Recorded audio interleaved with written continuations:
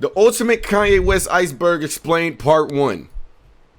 Kanye West is the most influential artist of the 21st century. Over the past 20 years, no other artist has remained as relevant as he has, while continuously pushing music to new heights with each and every release. But aside from his music, Kanye is also just one of the most polarizing humans on the planet in general.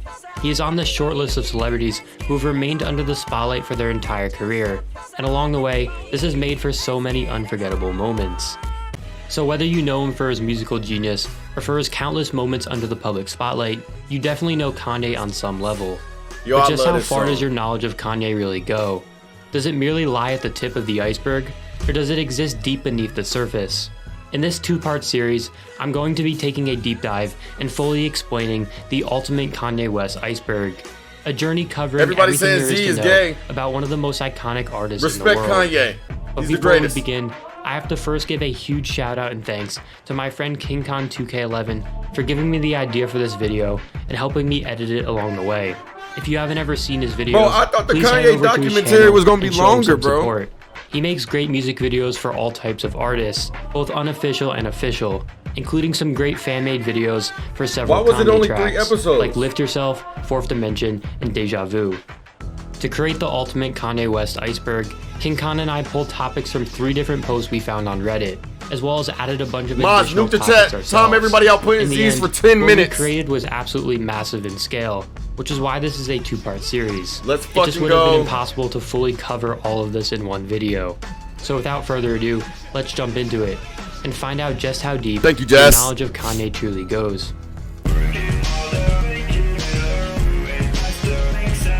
With the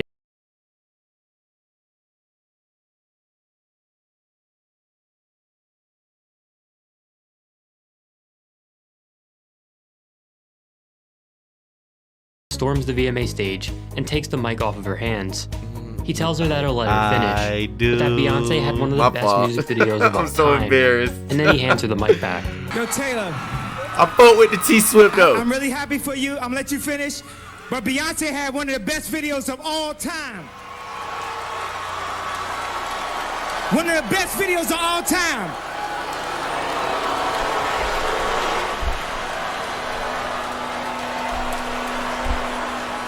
A truly unforgettable moment that was everywhere in the media at the time, and proved to significantly impact both Kanye and Taylor on a personal level during the years to come.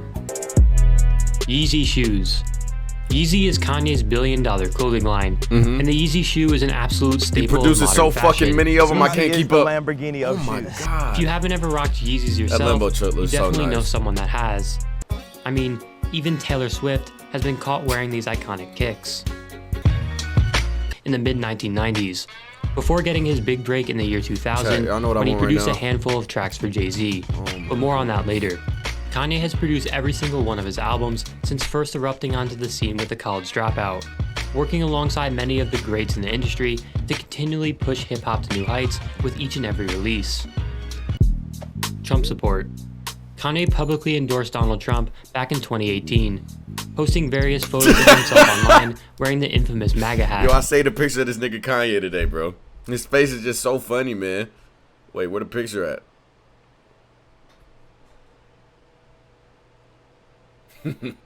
Kanye. And even meeting with the president in the Oval Office that year. Kanye. Kanye West married Kim Kardashian back in 2014. Probably one of his best songs ever. Happily married since. Top. Damn. Oh, never mind.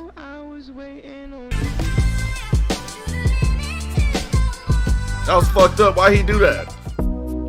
4 kids. Kanye has a total of 4 kids with Kim Kardashian, 2 daughters, North in Chicago, and 2 sons, Saint and Sam. Little nigga look like a, no man. It's a little baby. YANDHI. I ain't gonna do little bit wrong. YANDHI is the name of a scrapped album that Kanye announced on Twitter back in September of 2018. The project was supposed to be released on September the 29th. And I fought my boy Ye, so I really can't do that for real. Saturday, it didn't come out. What happened? The brim of that hat is so fucking small. I didn't finish it. Before getting pushed back to November the 23rd, and then eventually just getting scrapped altogether, as he would go on to undergo a complete religious transformation and opt to release Jesus is King instead. However, an uncompleted version of the original YANDHI album leaked back in August of 2019, with the album now becoming a source of lost potential in the hip-hop community.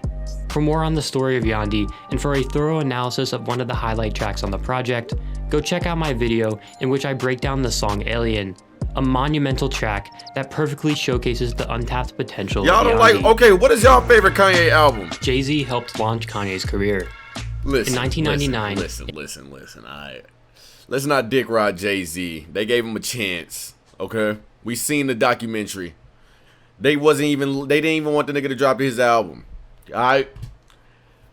An A&R at Jay-Z's Rockefeller Records, named Joshua Hip Hop Kiambo, picked out one of Kanye's beats for Beanie Siegel, in what would eventually become the title track off of his 1999 album The Truth, with the song receiving mild success and peaking at number 23 on the Billboard.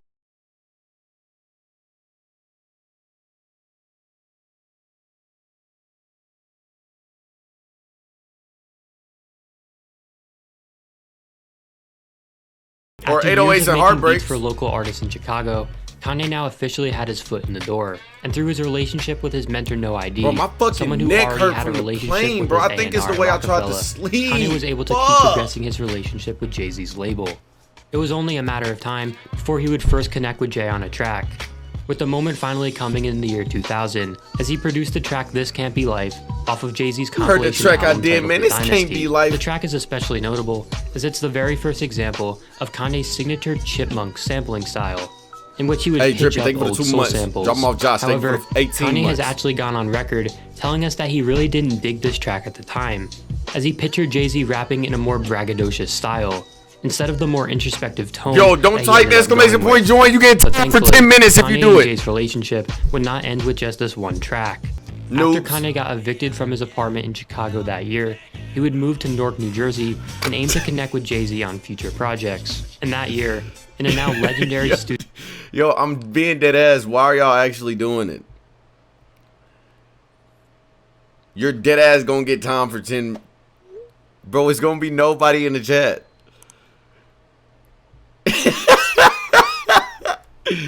Yo, y'all are so fucking weird. Y'all are so weird. Yo, y'all are so... Bro, it's gonna be nobody in the chat. Stop! Studio session at Baseline Studios, Kanye would blow Jay-Z away with his innovative soulful production, with 5 of his beats ending up on Jay-Z's 2001 classic album, The Blueprint, including classics like Takeover, Heart of the City, and Izzo, which would become Jay-Z's first top 10 Billboard hit. I don't Kanye care, bro. would use the Y'all do what success y'all and want. momentum I of don't his care. production on The Blueprint to launch his career as an artist. However, the only problem was, during this time, Kanye was still only looked at as a producer. I'll see all y'all and in labels 10 were minutes, reluctant man. to sign him as a Stay rapper. down. Coming from Y'all a do more that time and suburban stay down, background, man. Kanye didn't fit the prevailing gangsta image throughout hip-hop during the time, so labels didn't want anything to do with him. But Yo, after a the people potential that's deal not with timed out Capitol was Records good. fell through in 2002, the co-founder of Rockefeller Records, Dame Dash, would reluctantly sign Kanye to the label as a rapper, really only signing him because they didn't want to lose him as a producer. And well, the rest is history. Kanye would prove all the doubters wrong with the release of his debut album, The College Dropout, in 2004, Said I got the successfully basis. earning his respect as a rapper. I got the and basis. launching I got the him into basis. mainstream. Car accident. Just 2 weeks after signing the deal with Rockefeller Records back in 2002, Kanye was driving home from a late-night studio session in California when he had a nearly fatal car accident, falling asleep at the wheel and crashing his car head-on into an oncoming vehicle. The accident left Kanye's jaw completely shattered, as it would have to be wired to his face during reconstructive surgery. But Kanye wouldn't let this near-death experience stop him from rapping, as he would go on to record his track Bro, Through I the Wire swear the just worst 2 weeks pain- later. The worst pain that you can feel pain anywhere, bro, is literally in your mouth. Like when you get a tooth pulled, anything that has to do with going to the dentist is the worst pain ever. Like the worst pain is it has to be your mouth. I'd rather break a bone than like fucking have to get a tooth pulled. I don't give a fuck. Literally spitting the verses to the song with his mouth still wired shut. Shit hurt. During the original version of the track, it's incredibly noticeable that his mouth is wired shut, as he would later go on to re-record the verses. Or yeah, dick and balls too. It's the ear. Ear pain is 10 times worse. Okay, but what type of ear pain though? Ear infection or what? What the fuck? What do y'all ears?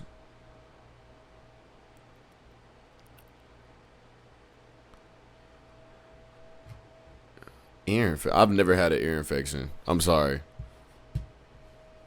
The track would end up That's as me. the first single on his debut album, Bad College joke. Dropout, although the original recording was released on his mixtape titled Get Well Soon. In addition to the clear differences in Kanye's But I never voice, heard the original. The original version also has one slightly different line, as Kanye originally rapped in the same hospital where Big and Tupac died. However, Kanye must have found out that it was actually only Biggie that died in the Cedars-Sinai Medical Center that he resided in that night, as Tupac actually died in the University Medical Center of Southern Nevada, so he corrected himself and changed the line during the final version. In the same hospital where Big and Tupac died, the doctor said I had blood clots, but I ain't Jamaican, man. In the same hospital where Biggie Yo, that shit sounds so clear. Blood clots, but I ain't Jamaican, man. Kanye helped launch Kid Cudi's career. The Much best. like how Jay-Z was influential in helping launch Kanye's career, Kanye was instrumental in helping launch the career of Kid Cudi. Kanye actually first met Cudi all the way back in 2004. Oh, he pre-recorded as it. Cudi Okay. recalled during an interview with MTV that one day the two of them just happened to both be looking for CDs at the Virgin Megastore in New York City. At the time, Cudi had just moved out of his hometown in Cleveland to live with his uncle in the city and pursue a music career. So he admitted to MTV that he wasn't really that great of an artist at the time. Still though, given this golden opportunity, he went up to Kanye and introduced himself as Scott before asking Kanye to sign him to his label, despite having little to no pitch at the time. According to Cudi, Kanye respectively declined, but before he left, he was able to tell him that his rap name was Kid Cudi and to look out for him in the future. And funny enough, the two of them would later meet again in New York City when Kanye went into the Bape store in Soho that Cudi was working at the time. As Cudi has since recalled having to chase Kanye out of the store after he forgot to take off one of the anti-theft tags from one of the jackets that Kanye had bought. The two of them wouldn't cross paths again until 2008, but this is the year where it really all went down. That year, Cudi would release his debut mixtape titled A Kid Named Cudi, which was produced by Plain Pat and Emil. Plain Pat, who already had connections working with Kanye in the past, decided to send him the album. Project X and well, has the best upon listening, music. Kanye absolutely As loved a it. movie. Yo, you know what's crazy? Lil Pump really had the chance to revive his career with that verse, because that song went viral, and he fucking failed. As he would even go on to show up at the project's release party that year. And well, the rest is history. Cudi would end up having a significant influence on the sonic direction and overall style of Kanye's 2008 classic album, 808s and Heartbreak, as he even helped write 4 of the tracks on the album, as well as provided vocals for the hooks on both Welcome to Heartbreak and Paranoid. This effectively helped launch Cudi's career and expose his innovative style of hip-hop to the mainstream, which focused heavily on melody and dove into the previous taboo topic of mental health, proving to have a huge influence on Rigby, thank you for the 9 Kanye months. during the creation of the entire 808s project, an album that would in turn go on to influence an entire new generation of hip-hop artists, Peep, the GOAT, which leads us man. perfectly into the next topic. RP Peep, RPX. The impact of 808s and Heartbreak. 808s and Heartbreak is the single most influential hip-hop album to come out in the 2000s. After the shocking death of his mother Donda in 2007, as well as the breakup of his then fiancée Alexis Pfeiffer, Kanye was left completely heartbroken, as he needed a completely new sound and style in order to properly express his pain on a record. Kanye gravitated to the 808 drum machine and to the use of auto-tune vocals, in what proved to be a match made in heaven. It was a combination of sounds that allowed Kanye to pour his heart out over a completely new sonic landscape. His auto-tune vocals were filled with sorrow, and the deep 808s provided them with a dense layer to exist over. Kanye made his name on, from the soulful sample-based production to the braggadocious lyrics and to the larger-than-life persona, was nowhere to be found. Kanye completely transformed his sound to exist with all but no samples, choosing to instead dive into the dense sound of the 808 and focus heavily on melody, as he aimed to express his pain and vulnerabilities in a way that hip-hop artists just simply had never done before, and the album is still having its impact today.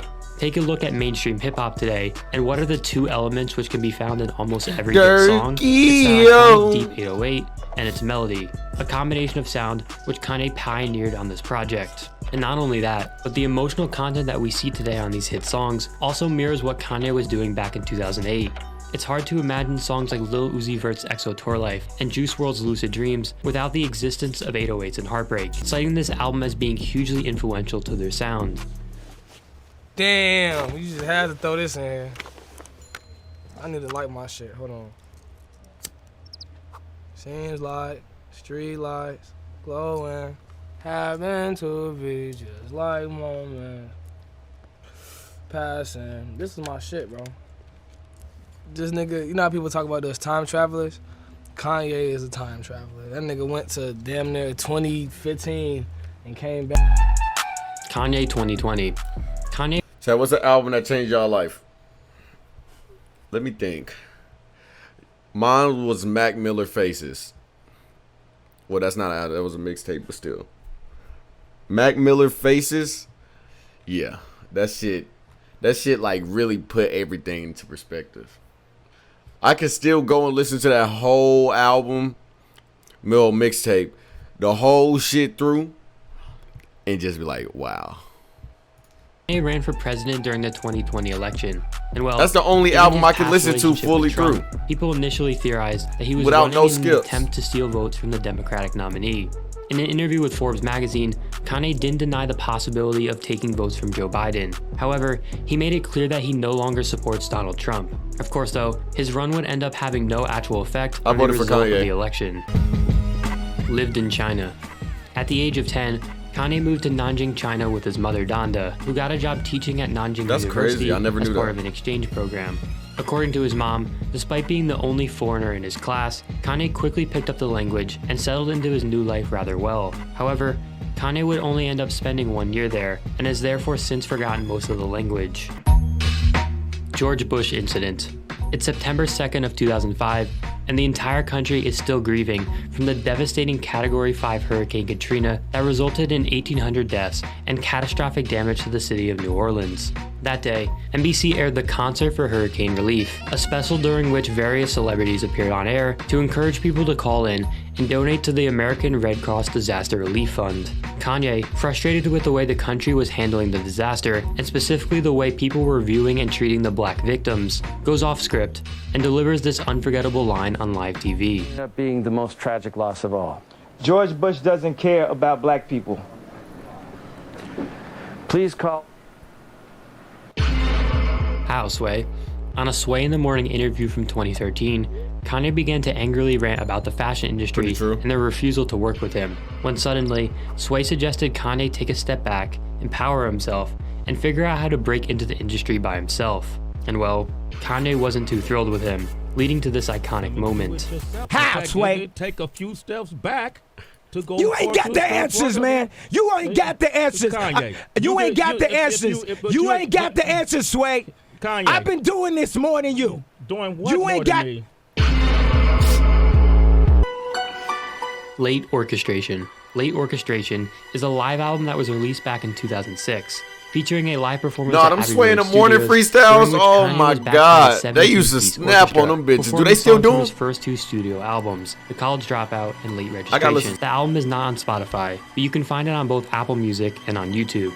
In addition, this is perhaps the holy grail of Kanye West vinyl, with the physical version on wax selling for an average price of $320 on the popular vinyl marketplace Discogs. St. Pablo Tour. Yeah. The St. Pablo Tour was a concert tour that Kanye held in 2016 in order to support the release of his album The Life of Pablo. The tour was extremely unique in its stage presentation, as Kanye performed every night atop a giant floating platform which resided above the audience. The tour was originally planned to go on for 4 months, but in November, things started to fall apart. During a show in Inglewood early in the month, Kanye had to cut the show short because of frustrations with his vocal performance. I'm very sorry. I love you. I promise you'll do better next time. And then during the next show in San Jose later that month, that's Kanye how I would be when stop chat his make me in performance stream to rant about politics for 25 minutes straight, telling the audience that if he would have voted during the last election, he would have voted for Donald Trump. But if I would have voted, I would have voted on Trump. Niggas started clapping. It all came to an end during the next performance in Sacramento, when Kanye arrived 90 minutes late, performed only a few songs, and then proceeded to launch into another huge rant.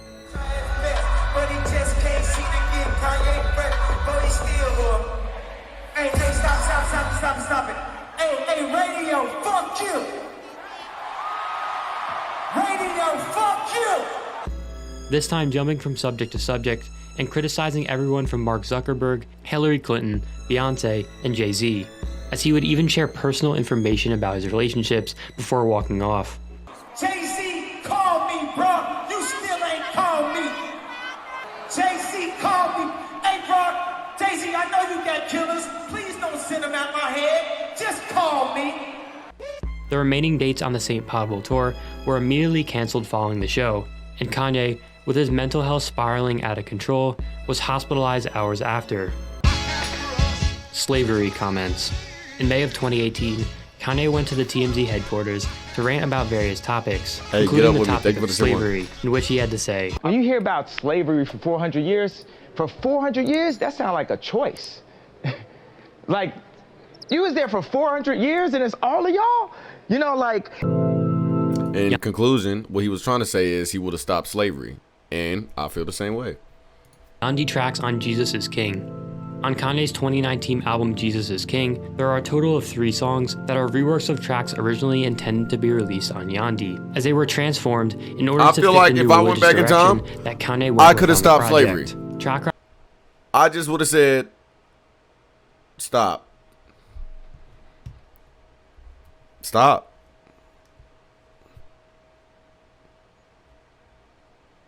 Just stop.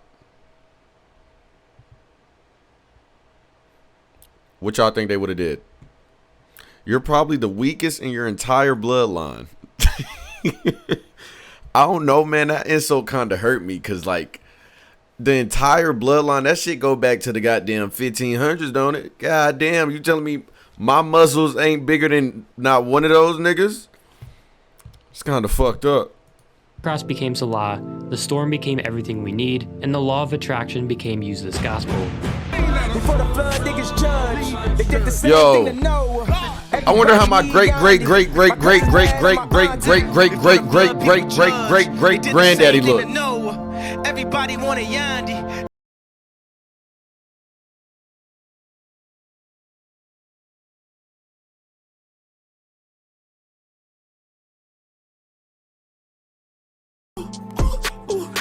Switch your attitude. Go ahead, level up yourself. This that different latitude. The law of attraction. Be careful what you ask for. Means I got what I asked for. Exactly what I asked Nigga said like Mike Epps. Use this gospel. Ancestry on stream. How do I do ancestry? I want to know that. Yo, nah. What if my shit coming is like 58% white? Oh my God, I'm never streaming again. I'm sorry. I'm never streaming again. It's a hard road to heaven. I'm never streaming again. We call on your blessings in the fire. Oh my God, no. What if that shit dead ass come back French? I'm never streaming again. We put off faith. How do I do it? I gotta send my DNA off? Whoa. Commons B is a project released in 2005. Nah, I'm on to that, bro. They cloning people. Produced by Kanye. That's how they cloning 9 out of the people. 11 tracks on the album were produced by Ye, with the other 2 being Hell produced no. by J Dilla, which makes this album one of the best produced hip-hop products of all time. Hawaii Sessions. Kanye first flew to Hawaii to record during sessions for his 2008 project 808s. Anybody that live in Hawaii as well in as here? sessions for Jay-Z's 2009 album, The Blueprint 3. The serene and quiet location in Honolulu would give Kanye an opportunity to find peace during a very tumultuous time in his life. As we already talked about before, If so, go the outside, sudden take a breakup picture with right his now. girlfriend and the tragic death of his mother. Yo, B-God, it was thank you for the impossible 5 to kisses. escape the constant negative attention from the media. Basically, everyone was hating on him at the time. I mean, even President Barack Obama would famously call him a jackass that year. The young lady seems like a perfectly nice person. She's getting her award. What's he doing? Why would he do that? He's a jackass. Kanye was ashamed of his actions, as he issued a teary and sincere apology on national television. It was rude, period. And, you know, I'd like to be able to apologize to her in person. And, you know, I wanted to, I've never taken the time off to really, you know, I just music after music and tour after tour and tour. And I'm just ashamed that my hurt caused, you know, someone else's hurt. And get up with me. If there's anything I could do to help. Did Michelle Obama really fuck up school lunch? I see a lot of people that say that all the time. Did she really fuck up school lunch? So I do have a valid reason to hate her. Because I always thought I was hating on her for no reason. But she actually did fuck up school lunch. That shit used to be amazing. Yo, and who the fuck said we need to wear uniforms to school? Bro, you know what's crazy? Right when I graduated, they took away the uniform rule or whatever the fuck the case may be. To where we ain't had to wear uniforms and shit. Like, not my fault. You ain't got no drip. Weak ass nigga. Tailor in the future or help anyone. Shit pissed me off. I like, because, you know, I wanna live this thing. It's hard, you know, it's sometimes. They said they did that shit to prevent bullying. What the fuck? Bro, you're going to get bullied no matter what. But still, people everywhere were seriously doubting whether he could come back from this, as it seemed that he had effectively ruined his whole career. Kanye knew that he had to earn respect back from the public, as he has gone on record saying that he felt his life depended Y'all wore on the uniforms? success Yeah, of his it was like next required, album. but I ain't really wearing them. I really put myself in a zone that I felt like my life was dependent on the success of this album. You know, it was to prevent imposters. If anything, that's case, I said, yo, shut you know the what? fuck up. No matter what anybody Before I says get about mad. me, they won't. I can write something that can make someone that hates me the most have to really respect or love the song. So that year, Kanye packed his bags and returned to Hawaii on a self-imposed exile, escaping the looming cloud that the media had casted over him. Kanye knew that he had only one goal in Hawaii: to craft the absolute best work of art And what was he that? was capable And what of was that? making. So he began working on his masterpiece, My Beautiful Dark Twisted Fantasy. Kanye flew in a super team of artists to Hawaii, which included some of the most legendary rappers, producers, and singers in music, as well as new and rising stars who were destined for greatness. The long list included the likes of RZA, Jay-Z, Q-Tip, Drake, Common, DJ Premier, Nicki Minaj, John Legend, Rihanna, Kid Cudi, Raekwon, Mos Def, Alicia Keys, Pusha T, Still have Rick all Ross, that Charlie power. Wilson, Pete Rock, Madlib, and even Elton John. The talent was truly off the charts. Kanye became the creative director behind his masterpiece, booking the studio's 3 rooms for 24 hours a day, as it was reported that Kanye never spent a full night sleeping during these sessions, only opting to take power naps 90 minutes at a time. Kanye wanted the project to be done in complete secrecy, so he posted a list of rules on the studio walls. Among them, no tweeting, no taking pictures, and total focus on the project at hand. In addition, Kanye made everyone in the studio wear suits in order to set the precedent that this was serious business. After all, this album was to be his Mona Lisa. It has been reported by Kanye that songs like Power quite literally took 5,000 hours to make. These are like paintings, especially for this album. Like sometimes we go on Good Fridays and just joke around and put out, you know, what we're feeling off the cusp. But this Power, 5,000 hours, 5,000 man hours to make the song. And well, that's exactly what it sounds like. Every song that came out of these sessions sounds like they were crafted to perfection. And that's why many consider My Beautiful Dark Twisted Fantasy to be one of the greatest albums of all time, with Rolling Stone even just recently putting it at number 17 on their new Top 500 list. Taylor Swift's famous line. On Kanye's 2016 song Famous, there is a notorious line about Taylor Swift, a line in which Kanye references his 2009 incident with her, arguing that he effectively made her famous on that night. In addition to this lyric, a Taylor Swift lookalike was even featured during the track's extremely not safe for work music video. After the track's release, there was a whole new controversy that sparked between Kanye, Taylor, and Kim Kardashian. But we'll talk more about all of that in part 2.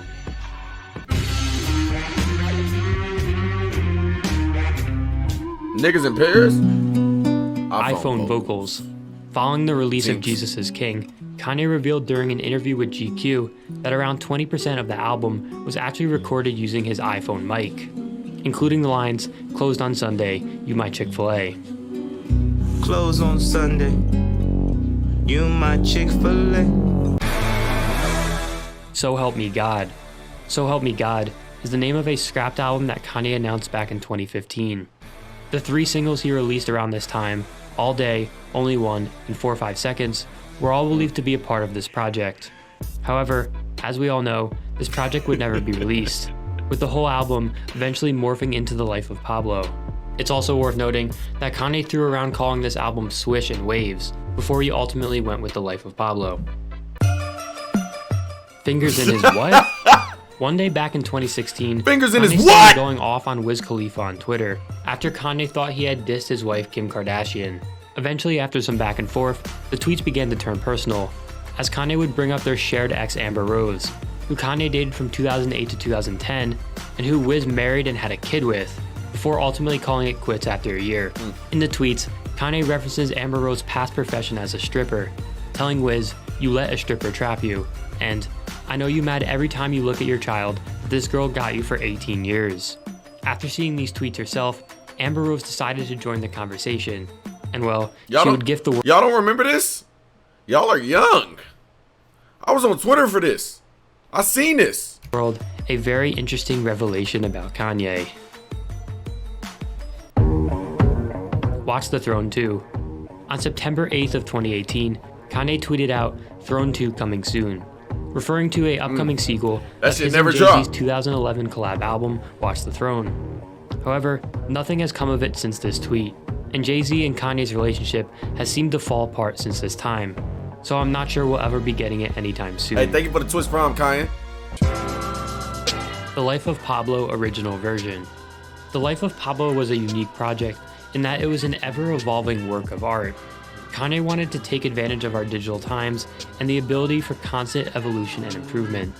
Much like how the apps on our phones are continuously updated over time to improve quality, Kanye was continually making changes to this album after its initial release.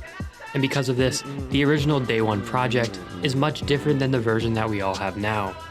I'm not going to get into the little details of all the changes, but among the most notable were the addition of a completely new closing track titled St. Pablo.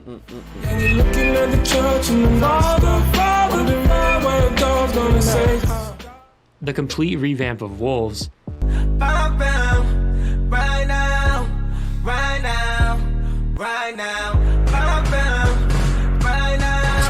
I'ma fix Wolves. And even a line change on Famous. That Benz Marina Del Rey coasting. She be Puerto Rican Day Parade waving. That Benz Marina Del Rey coasting. She in school to be a real estate agent.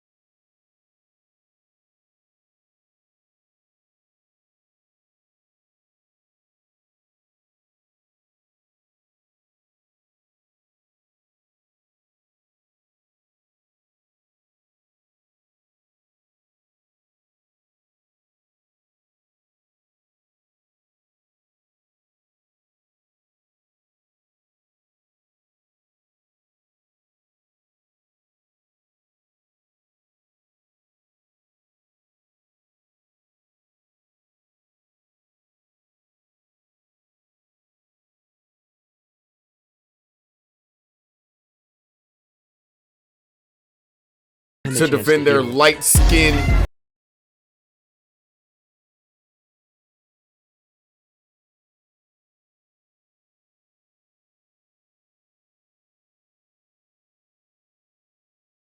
Registration, graduation. When the and Drake good-ass film job. come out, we gonna see that nigga acting in shows and all that. We seen that nigga Kanye go from the bottom to the fucking top. Drake was at the fucking middle. You understand that? He was at the middle his whole fucking life.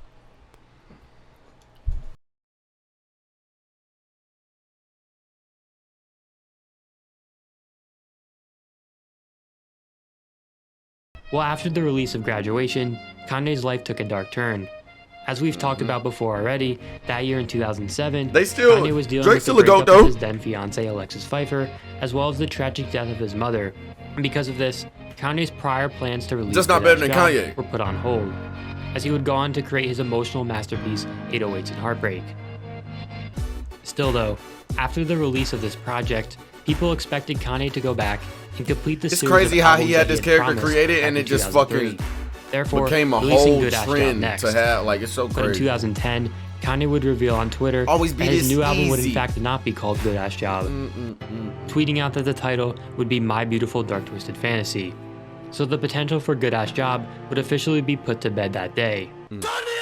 That is, until 8 years later in 2018, when Chance the Rapper tweeted out a video of Kanye at his open mic event in Chat, Chicago, I'm the one your bitch like. during which Kanye tells the audience Yeah. that him and Chance are working on a collaborative project. Step up in this bitch like. I'm the one your bitch like.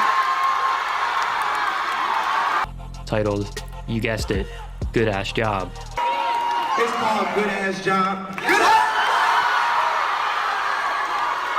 However, nothing has come of the album since. Damn. Cruel Winter. Cruel Winter is the name of the planned follow-up to the 2012 compilation That's a album Cruel hard-ass Summer, album cover. made by Kanye's label Good Music. The first single to the project, Champions, was released back in 2016. Fresh out of debt in this motherfucker, and they still ain't ready yet for a motherfucker. However, nothing ever came of the project since its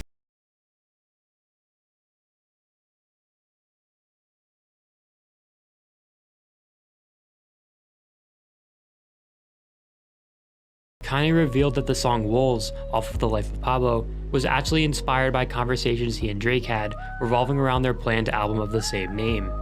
The Wolves song came from a conversation that me and Drake had where we was gonna do an album together. And the album is called Wolves. In August of 2016, at Drake's OVO Fest, Kanye would make a special appearance, as he would even ask the crowd if they were ready for their upcoming collab album. Is y'all ready Thank you for the switch from. Why so serious? Wait a second, stop. Pause the video, Bruce. All right, Posty, what you got to do, bro? Posty, what you need to do, bro? Let me know what you need to do. What you got to do, bro? Let me know. Let me know. Let me know. Let me know. Let me know. What you got to do? What you got to do? Number one, number two. What you got to do? What you got to do? Gift. Oh. He got to add. Fucking loser. Now I want to talk about Pablo. I want to talk about views. I want to ask y'all right now, y'all ready for this album? And what my brother was asking you before was, are you ready if we make an album? That's what he was asking you. Never and then happened. a month later, a mysterious sign would pop up in LA, reading, Calabasas is the new Abu Dhabi, with the respective logos of Drake and Kanye's labels appearing side by side at the bottom. But, as has been a trend with these unreleased projects, nothing ever came of it. This time, for reasons we will I ain't discuss. gonna cap. They dropped that shit, man. That shit selling damn near. That shit gonna sell. That shit gonna sell 1 million. That shit gonna sell way more than 1 million. That shit going diamond like first fucking month. Like month. Oh my god. Discuss later. Rappers love fucking lying. 000. What's good, Michaela? During Kanye's meeting with Trump back in 2018, he pulled out his phone in order to pitch the idea of the iPlane 1, a futuristic hydrogen-powered plane that would be manufactured by Apple. That shit As would he go pulled so out his crazy. phone, And the then think video about would it, after capture a Kanye's lock tour, screen oh password, my god, they which don't was want to make no literally money. just 6 zeros. Not exactly the best security for a well-known That celebrity. weak ass password. Maybe this is why Kanye can't keep his songs from leaking. TurboGrafx 16. In February of 2016, fresh off the release of The Life of Pablo, Kanye announced on Twitter that his next album would be called This nigga TurboGrafx just be 16, lying. and that it would be coming in summer of 2016. He just like me. Inspired by the 1989 US video game console of the same name, he promised that the album would be on some super nerd vibes, and would likely be inspired by the synth-heavy sounds heard in video game music. That year, Pete Rock even uploaded 2 videos of him in the Whoa, studio don't say with the name Kanye, Pete. one captioned, playing 45s in the lab with Kanye West. And in the other video, there was a list of video games on a sheet of paper that people theorized was a list of the games they were sampling from for the album. However, nothing That was ever came of actually the project. that'll actually be like a nice idea though. Kim cheated on Kanye with Meek Mill. In July of 2020, Kanye hopped on Twitter to write a series of tweets suggesting that he had been trying to divorce Kim Kardashian ever since she met with Meek Mill at the Waldorf for prison reform. suggesting that the two had in fact slept together that night. However, Meek Mill denied Kanye's accusations shortly after, and the tweets have since been deleted. Lift yourself.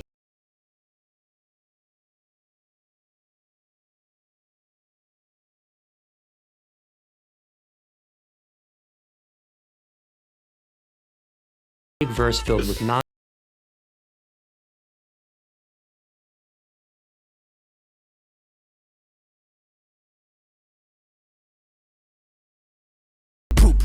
was actually originally meant for himself. And then from there, it was all good, you know? He played me like this. He played you a beat, right? He played me Lift Yourself, and he was like, yo, you can have this if you want. And I was hype. I started writing to it, and he was like, yo, you gotta come to Wyoming. Drake was upset that Kanye would release the song without telling him, and took it as Kanye personally trolling him. Lift Yourself comes out with him just talking nonsense. I'm like, oh, this... Scoobity poop that round, yeah. Oh, this guy's trolling. Yeah. This guy's trolling me. Look at Brian, man. He laughed, I laugh. Like a manipulative, like I want to break you. I don't give a fuck. Even if I'm sad, I don't care. I'm gonna go back to distancing myself again. I know what this is.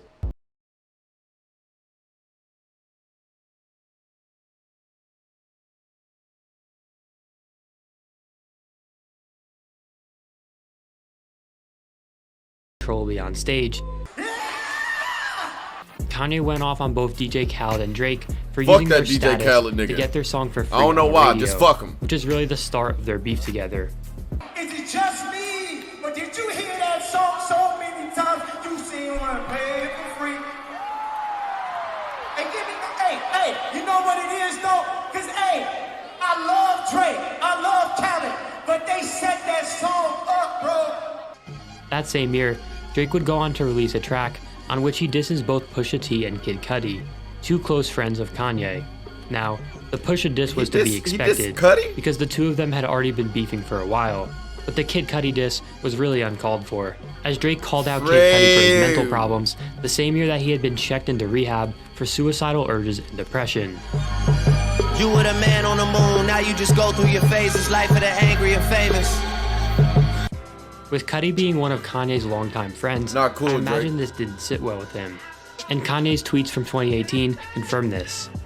Tension built further between the two in 2018 as Kanye would go on a run and release 4 albums in June, announcing them right after Drake had announced that his upcoming project Scorpion was releasing that month. Wake up and all these dates are out one by one, all around June 15th, by the way. One's May 31st, one's June, whatever. First, second, June this, June. I'm not gonna cap. That album was butt. I don't know how niggas hyped that. That album was butt. I know that shit was butt because I don't even have a song on my playlist from that album. That shit was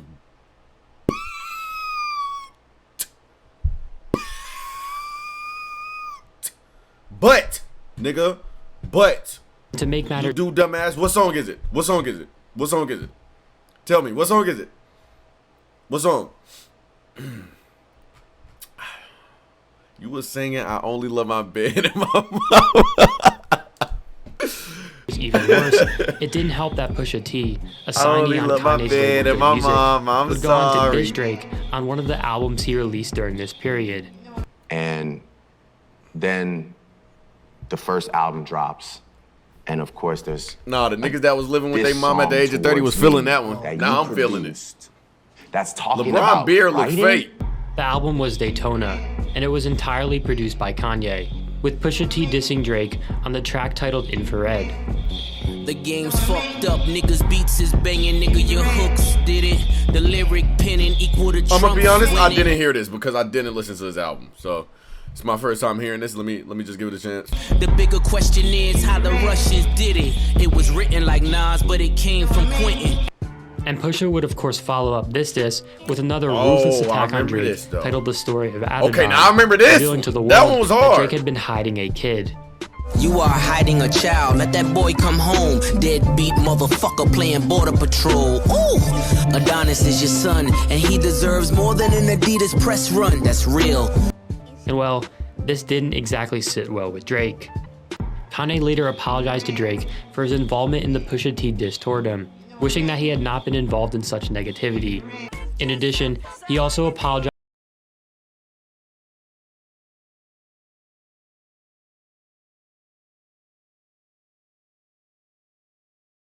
too Hey, late, CJ, thank you and for the 15 relationship has months. never recovered Love you too, bro. since. Thank you.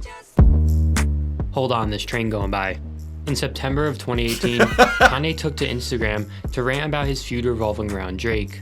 But in the middle of the rant, Kanye was forced to stop talking as he had to let a train pass by, making for this hilarious clip. Now the next thing is with Drake. Yeah, I told you that if I wasn't in a medicated state, I might have had the thoughts to. He's so funny without trying, train bro. going by.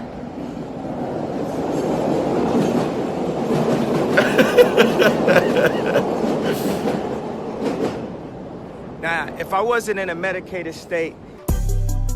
Maybike. In December of 2018, Kanye posted a clip of himself riding in San Francisco on his self-proclaimed Maybike. Yo, we in San Fran.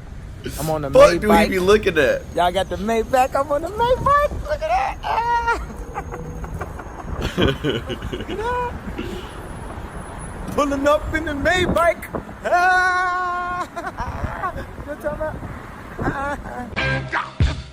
Aziz Ansari. Comedian Aziz Ansari has had a friendly relationship with Kanye in the past, revealing in a podcast with Bill Simmons that he was closest to Kanye around the making of Watch the Throne in 2011. And then I started going when they were recording Watch the Throne. So I was there for a lot of the Watch the Throne. Man, recording, them Yeezy which tools. is one of the coolest things I've ever Chad, done. I need them. Which is probably why he can be spotted got 'em? I in the need 'em. music video for Otis. I got. Yeah, it's chillin'. Yeah, it's Spot up. chillin'. What more can I say? We killing them. Hold up before we end this campaign. Oh, he was in a video. Ansari also recalled being present for the famous Hawaii sessions during the making of My Beautiful Dark Twisted Fantasy, sharing a story of the time a suitcase delivery man came into the studio and Kanye played the guy music from the album in order to get his input. I All just while got he the was Oreo trying to pick out a V2s. Yo, suitcase. Michaela, nobody fucking act. N-words in Paris 11 times. During the Watch the Throne tour with Jay-Z, the two played their I song don't like the N-words in black ones, Paris bro. I like the 11 gray times ones. in a row at one of their shows. Their show, which was in Paris. The gray ones look better. Yo, bro. I got a cramp. Oh, fuck.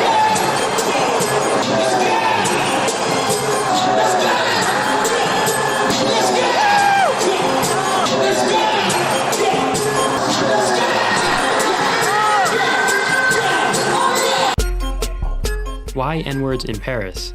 In a 2013 interview with Zane Lowe, Kanye revealed to the world how the song got its name. Why do you think the song Niggas in Paris is called Niggas in Paris? Cause niggas was in Paris. It's facts. 300 Like the Romans.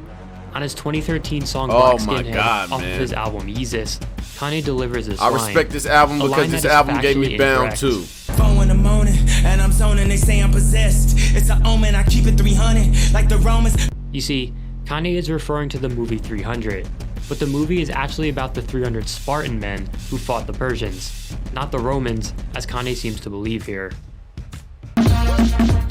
Elton John on All of the Lights. Elton John was a part of the famous Hawaii sessions for My Beautiful Dark Twisted Fantasy, as he is actually the one playing piano on both the All the Lights interlude and throughout the regular track. Elton has She was since called what? My Beautiful Dark Twisted Fantasy his favorite hip-hop record, referring to it as the hip-hop Sgt. Pepper during an episode of his Beats One podcast, Rocket Hour.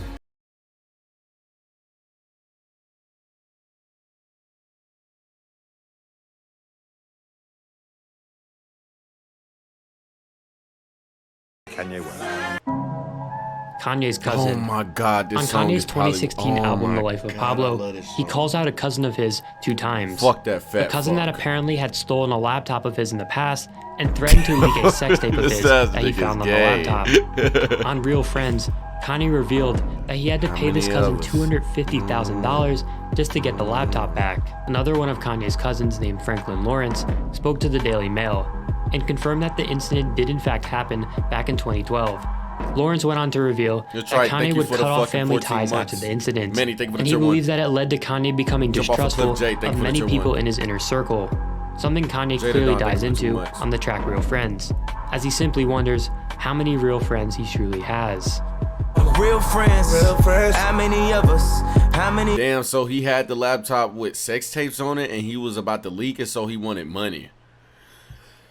That's a real bag chaser, I can't lie. Wait, your cousin though?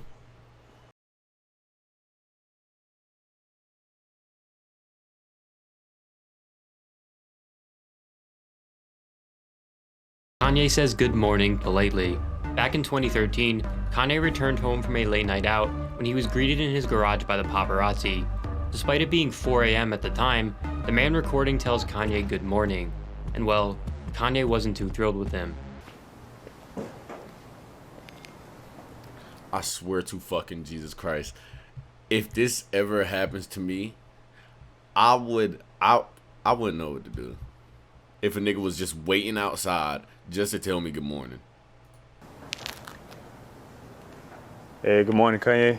Shut the fuck up. Alright, so that concludes part 1 of this 2-part series. If you liked this video and would like to support the channel, be sure to like and share this video, subscribe to the channel, and turn on post notifications. Bro, that video is actually really good.